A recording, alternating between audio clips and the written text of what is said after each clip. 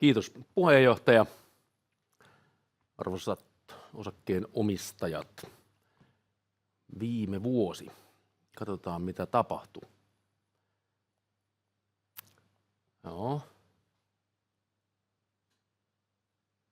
Pääasiat. Viime vuodelta selkeä kannattavuusparannus. Se oli meidän ehdoton tavoite. Ne oli montakin syytä. Yhtiö oli ollut selkeästi tappiollinen. Rahoitus piti saada järjestymään. Meidän joukkovelkakirjalaina, joka erääntyi viime syyskuussa, piti uudistaa. Ja sitten ihan käytännössä katsoen se, että jotta yhtiön toimintaedellytykset, tulevaisuus näyttäisi hyvältä ja siellä olisi toimintamahdollisuuksia, niin meidän piti vaan palata tälleen niin sanotusti elävien kirjoihin. No me palattiin ja se oli hyvä. Se oli niin kuin ratkaiseva tämä vuosi yhtiön toimintaedellytysten kannalta. Meidän vertailukelpoinen liiketulos, ja tästä on siis putsattu nyt luovutusvoittoja myydystä liiketoiminnasta pois. Se oli 0,7 miljoonaa euroa, 700 tonnia. Se ei ollut erityisen iso, mutta erityisen iso asia oli se, että se oli plussalla. Meidän operatiivinen kassavirta seuraa nykyään tätä liiketulosta. Ne ei ole hirveän kaukana toisistaan. Vähän yksinkertaista, että jos yhtiö tekee plussaliiketulosta tällä hetkellä, niin sen kassavirtakin on plussalla. Tämä on oleellinen asia, koska tässä firmassa ei ole aina näin ollut. Meillä on ollut erityyppistä kirjanpitokäytäntöä ja aktivointikäytäntöä aikaisemmin, ja se on johtanut siihen, että vaikka yhtiö on näyttänyt kohtuullistakin tulosta, niin yhtiön kassavirrat on ollut pakkasella. Meidän tulosparannus oli meidän maailmassa radikaali. 5,3 miljoonaa euroa. Kassavirran parannus oli suhteellisen samaa luokkaa noista normioperaatioista. Ja se oli noin 10% meidän liikevaihdosta. Ja se on tosi merkittävä. Johtui pääsääntöisesti siitä, että me teimme enemmän itse, eli tarkoittaa sitä, että käytettiin vähän vähemmän alihankintaa. Me vähennettiin ihmisiä. Niitä oli tapahtunut 2 otteeseen vuoden 2023 lopulla, joka näkyi kunnolla vasta vuoden 2024 aikana, ja sitten toinen operaatio, tämmöinen kulusäästöoperaatio tehtiin toisella vuosineljänneksellä. Niiden efektit oli just eikä melkein sitä, mitä haluttiinkin. Ne ei ole kivoja, ne ei ole ikinä niin kuin positiivisia, eikä millään tavalla niin kuin organisaation sisällä mukavia, mutta ne oli pakollisia. Ja tämä johti sitten tämä tulosparannus siihen tosiaan, että meidän bondin pidennys onnistui, eli sen nykyisen JVK-lainan ehtoja muutettiin ja sitä laina-aikaa pidennettiin 2 vuodella. Ja se, mikä siinä on harmillinen uutinen, on se, että se on kalliimpaa meille nyt kuin aikaisemmin. Aikaisemmin maksettiin 6% kupokikorkoa, nyt maksetaan 10%. Se tietysti heijastelee toki yhtiön velkaisuusasemaa, mutta myös sitä, että lainarahan hinta markkinalla on tänä päivänä merkittävästi paljon kovempi kuin mitä se oli vaikkapa vuonna 2020. Me ollaan ostettu tätä joukkovelkakirjalainaa myös itsellemme ja mitätöineet sitä tässä viimeisen muutaman vuoden aikana. Se johtuu siis siitä, että kun se on ollut kova korkoista, niin on ollut järkevää käyttää yhtiön kassavaroja velan vähentämiseen. Ja se vähentää tietysti myös meidän korkokustannuksia samaan aikaan. Ja se, mistä se käteinen on syntynyt, niin käytännössä katsoen se on syntynyt meidän liiketoimintojen myynnistä. Vuonna 2023 myytiin Microsoft ERP-liiketoiminnot Asetsille, ja nyt sitten 2024 lopulla puhutaan tanskalaista terveydenhuollon järjestelmistä kotoisasti talon sisällä, me kutsutaan sitä nimellä Dental. Meillä oli Tanskassa tämmöinen hammashuoltoon suuntautunut potilastietojärjestelmäbisnes, joka myytiin sitten vuoden lopulla. Se oli hyvä transaktio ja niitä varoja on sitten käytetty yhtiön velkaantuneisuuden pienentämiseen. Se on ollut hyvä. Ja viimeisin tiedote näistä on tullut ihan vastikään. Nyt sitä velkaa on jäljellä 18,7 miljoonaa. No se on tietysti niin, että jos on 23 miljoonaa velkaa ja se on 10% korko, niin se on vuodessa 230 tonnia, ja nyt kun sitä onkin enää 18,7, niin se vuosittainen korko on 187 tonnia. Se pienentää meidän korkokustannuksia, ja totta kai myös se, että meillä on velkaa nyt vähemmän. Se on hyvä asia. Liikevaihdon kehitys taas ei ollut hyvä asia. Että vaikka tulos on parantunut merkittävästi, rahoitus on saatu sovittua, velkaantuneisuus on pienentynyt, niin meidän liikevaihto supistui. Ja vertailukelpoisen liikevaihdon supistuminen oli noin 6%. Toki kaikki meistä tietää, että markkina on vaikea, mutta ei aina pidä mennä vaan ja ainoastaan sen niin kuin vaikean markkinan taakse. Me olemme tehneet jos jonkunnäköisiä toimenpiteitä siihen, että me oltaisiin saatu liikevaihtoa kasvatettua. Me uskoimme itse asiassa vuoden aikana vielä. Tuossa niin kuin Q3 aikana uskoimme, että liikevaihto kasvaa. Loppuvuoden liikevaihdon kehitys oli meille pettymys. Siellä on viivästyksiä ja siellä on ollut meillä myös myynnissä jonkunnäköisiä epäonnistumisia. Ne epäonnistumiset, luojan kiitos, ei nyt ole ollut erityisen radikaaleja. Ja mä palaan tähän vähän myöhemmin viimeisessä slaidissa, mutta tämä on nyt muuttuu pikkuhiljaa meidän suurimmaksi haasteeksi. Meillä on ollut erityinen kannattavuusongelma, likviditeettiongelma, ne on poistumassa, mutta nyt meidän ongelmat vaihtuu toiselle puolelle, eli tuohon liikevaihtoon. Ennen kuin mennään siihen, niin katsotaan muutamaa asiaa viime vuodelta. Nyt mä painotan, että nämä luvut ovat vertailukelpoisia, koska kun me katsomme sitten taas tilinpäätöksen virallisia lukuja, niin siellä on vertailukelvottomia lukuja. Tämä johtuu näistä myydyistä liiketoiminnoista. Kyllä nämä ihan niin kuin luvut kaikki toki totta kai oikein on. Ja tässä on pyritty esittämään sitä, että mikä on ollut se semmoinen niin kuin vertailukelpoinen trendi. Ja tuossa koko konsernin osalta nähdään, että pudotus oli noin 3,3%. Tämä on sama kuin se edellisen slaidin -6,1. Anteeksi, ei 3,3%. Toimitusjohtaja puhuu höpöjä. 3,3 miljoonaa, eli 6,1%. Me ollaan jakauduttu 2 segmenttiin, ja tässä näkee sen, että miten nämä liikevaihdot on kehittynyt sitten näissä 2 eri segmentissä. Retail and Commerceissa prosentuaalinen liikevaihdon pudotus oli itse asiassa pienempää kuin meidän Utilities-segmentissä. Tätä osin selittää se, että me mokattiin tuolla Utilities-segmentissä meidän loppuvuosi ihan siitä, että me ei oltu resurssoitu itseämme sillä tavalla, kuin meidän olisi pitänyt olla. Ihmeellistä kyllä se ei ollut asiakaskysyntäongelma, vaan se oli meillä tuotantokapasiteettiongelma. Mä oon itse vastuullinen muuten siitä segmentistä. Että jos miettii sitä, että kuka siitä vastuuta kantaa, niin se on kyllä ihan minä. Ja sitten tämä meidän Retail and Commerce-segmentti, niin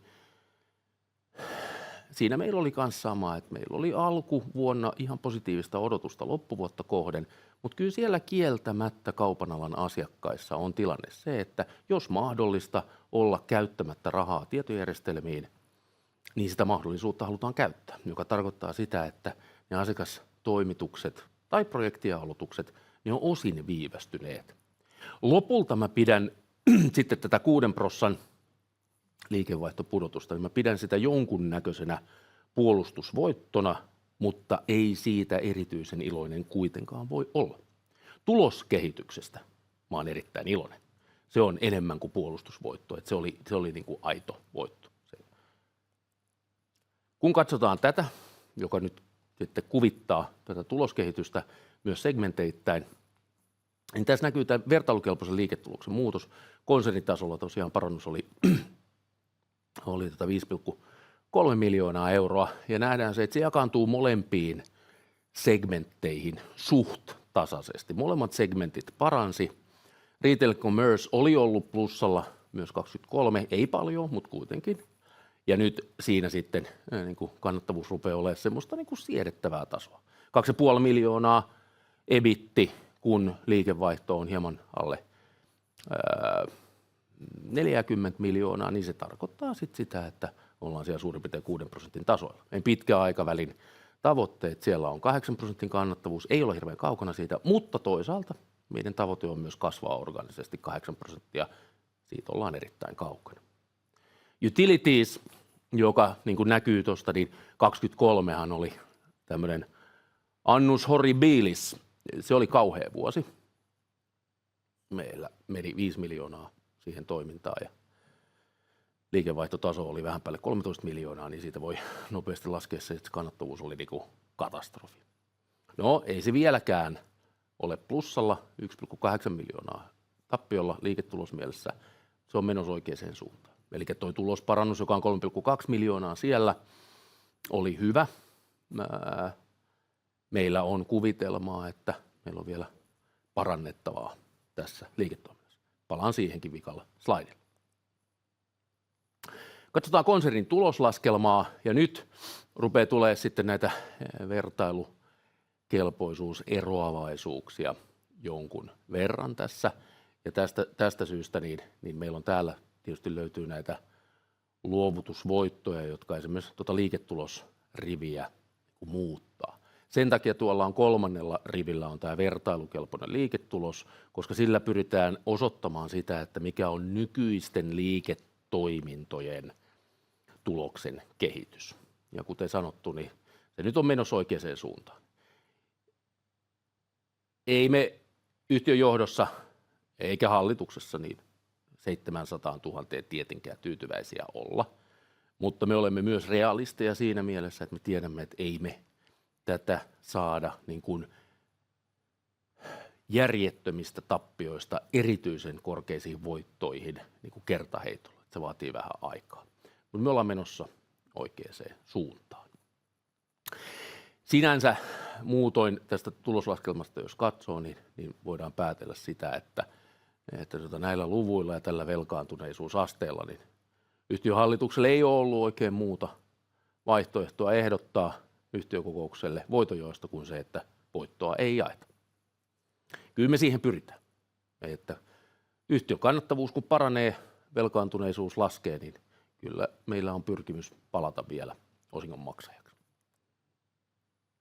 Katsotaan tasetta täällä. Ei oikeastaan mitään sinänsä yllättävää. Näkyy tuolla korolliset pankkivelat rivi kolmanneksi alimpana.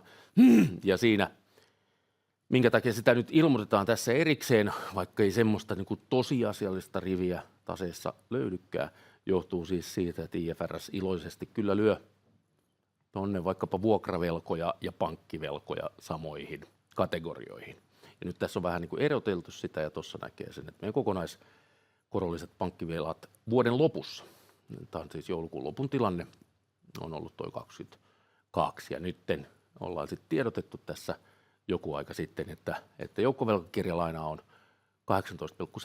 18,7 jäljellä ja sitten meillä on vähän muuta lainaa, siellä on tekeslainaa jonkun verran käytetty meidän limiittiä, mutta ne ei ole erityisen merkittäviä. Ja tämä myös on se indikaatio tässä taseessa ja merkittävin asia on se, että yhtiön velkaantuneisuus menee oikeaan suuntaan, eli yhtiön velkaantuneisuus pienenee. Todetaan näin, että yhtiö on historiallisesti ollut suhteessa kassavirran generointiin kokoonsa liian velkainen. Nopea katsaus sitten yhtiön henkilöstömäärän kehitykseen, myös toimistomäärän kehitykseen. Näissä toimistomäärässä ei ole tapahtunut muutoksia. Meillä on edelleen samat paikat ja tytäryhtiöt kuin meillä on ollut aikaisemmin. Meillä on jonkun verran Tanskan toiminto on supistunut, ei radikaalisti. Meillä on jonkun verran meidän Puolan yksikkö myös supistunut osana näitä meidän kustannustehokkuus- tai tehostamisprojekteja. Tuossa näkee sen, että meidän niin kuin totaali headcountti on sitten vuoden lopulla ollut 435. Ylimmillään tässä yhtiössä se on ollut vuoden 2022 lopulla ja silloin se oli 635. Eli kyllä tuosta näkee sen, että meillä on selkeästi vähemmän ihmisiä. Mutta kun katsoo meidän kulurakennetta, niin sieltä voi sanoa, että pyöreästi noin 65-70% kokonaiskuluista on henkilöstökustannuksia, niin tämän tyyppisiä tulosparannuksia ei pysty tekemään ilman henkilöstövähennyksiä. Sitten tässä on timeline, jossa niin kuin vähän ehkä sattumalta tämmöiset merkittävät tapahtumat ajoittuu niin kuin ympäri vuotta. Viime huhtikuussa, tästä on 11 kuukautta, käynnistettiin tehostamisohjelma meidän Retail and Commerce-segmentissä plus sitten meidän hallintofunktioissa. Saatiin ne loppuun kesäkuun lopulla.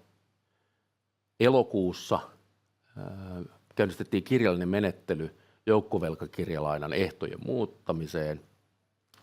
Se saatiin maaliin syyskuussa.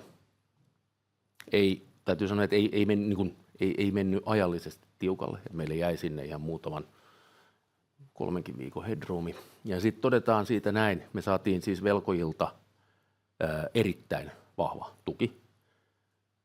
Niistä, jotka äänesti, siis äänestysprosentti oli ihan suhteellisen korkea, niin 99% ja rapiat puolsi niitä ehtojen muuttamisia. Ja yhtiössä tehtiin aika paljon töitä sen projektin eteen, niin kuin pitikin. Ja velkoja pidettiin varmaan kohtuullisen hyvin niin kuin selvillä tilanteesta ja yhtiön aikeista, mutta tosiasiassa niin kyllä velkojilla olisi ollut tuossa vaihtoehto olla myös niin kuin aggressiivisempi yhtiötä kohtaan. Hyvä, etteivät olleet, ja siitä mä oon niin kuin oikeasti erittäin iloinen ja kiitollinen. Ja kyllä tämä yhtiö vakavasti ottaa velkansa. No, niin kuin lähtökohta on semmoinen suomalaisen talonpojan ajatus siitä, että jos on velkaa, niin kyllä se hoidetaan. Ja näin me ajatellaan. Kyllä me tullaan se hoitaa. Lokakuussa selvisi se, että me oltiin oltu liian toiveikkaita sen loppuvuoden liikevaihdon kanssa. Siinä oli molemmissa segmenteissä oli ongelmaa, erityisesti utilitiesissä. Ja sen takia me jouduttiin laskemaan meidän liikevaihto-ohjeistusta. Mutta todetaan näin, me emme laskeneet, me emme koskeneet meidän tulosohjeistukseen, eli siis liiketulosohjeistukseen. Ja se oli tietysti niin kuin huonon uutisen sisällä hyvä uutinen. Ja sitten viimeinen asia oli marraskuussa julkistettu Dentaalin, eli tanskalaisen terveydenhuollon ohjelmistoliiketoiminnan myynti. Siinä oli jonkun viikon tämmöinen signing, closing periodi, ja se meni oikein nätisti maaliin sitten joulukuun lopulla, ja se tiedotettiin silloin myös, että se oli mennyt maaliin. Ja se oli erittäin hyvä asia. Jos en ihan väärin muista, niin rahatkin siitä liiketoimintakaupasta maksettiin meille viime vuoden puolella. Se oli hyvä. Hyvä ja onnistunut juttu. Se oli hyvä bisnes. Kyllä mä olin vähän sinänsä surullinen siitä, että se myytiin, mutta toisaalta sit siinä oli myös semmoinen ominaisuus, että se toimi tosi rajallisessa markkinassa. Se oli tämmöinen niin kuin kunnille ja kaupungille tehty se järjestelmä. Ja siinä omassa markkinassaan ei kyllä juuri minkäännäköistä kasvunäkymää ollut. Ja tästä syystä se ei ollut meidän strategian ytimessä. Meillä on tietysti niin kuin retail kautta online-transaktiomaailmat tai sitten energia-alan järjestelmät meidän strategian ytimessä. Ja tämä oli vähän sen ulkopuolella. Siitä syystä siitä päätettiin luopua. Ja kuten sanottu, niin kauppasumma oli hyvä. Hyvä niin. Seuraavassa vaiheessa, nyt jos mennään sieltä viime vuodesta sitten tähän, että mitä tänä vuonna, mitä tästä eteenpäin, ja jaetaan ne näihin 2 segmenttiin, jotka meillä on. Aloitetaan tuolta pienemmästä vasemmalta, eli utilitiesistä, niin markkinanäkymät energiasektorilla on stabiilit. Joskin se kasvunäkymä siitä, että asiakasyritykset erityisen paljon investoisivat, se on jonkun verran heikentynyt.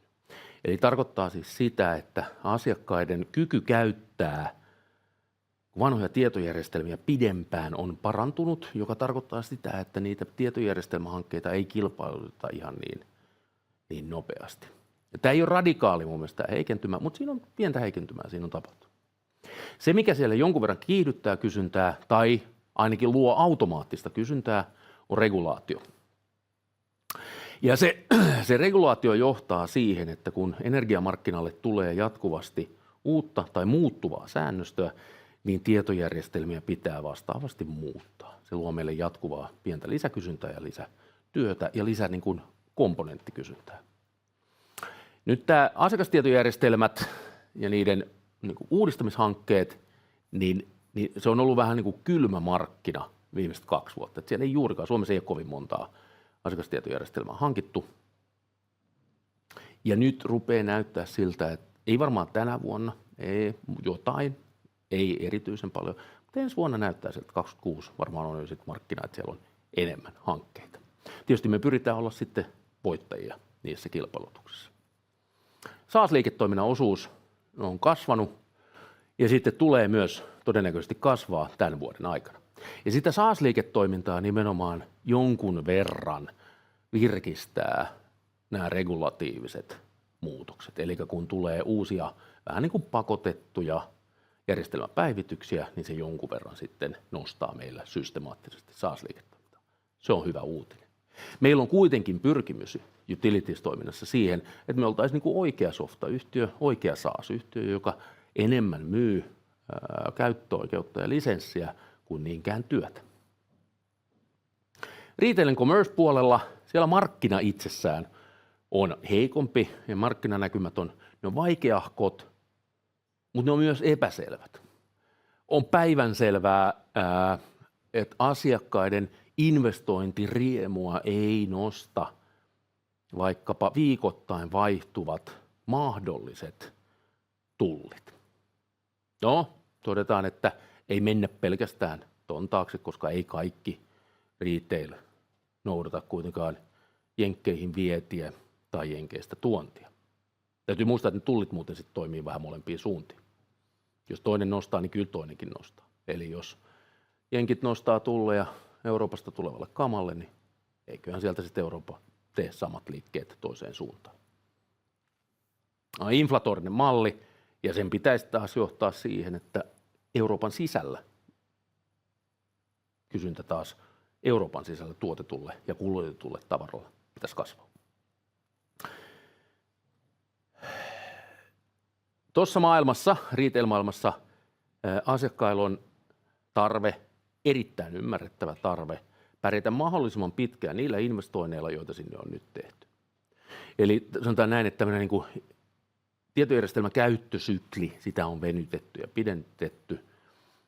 Ja se on erittäin ymmärrettävää. Se johtaa siihen, että siellä on jonkun verran patoumaa, toki. Kuinka paljon? Tosi hankala sanoa. Milloin se purkautuu? Mahdoton sanoa. Jos joku väittää tietävänsä, niin veikkaisin, että on joko krooninen optimisti tai valehtelija. Ei sitä oikeasti kukaan tällä hetkellä tiedä. Mutta meidän pitää pystyä elämään tuossa tilanteessa.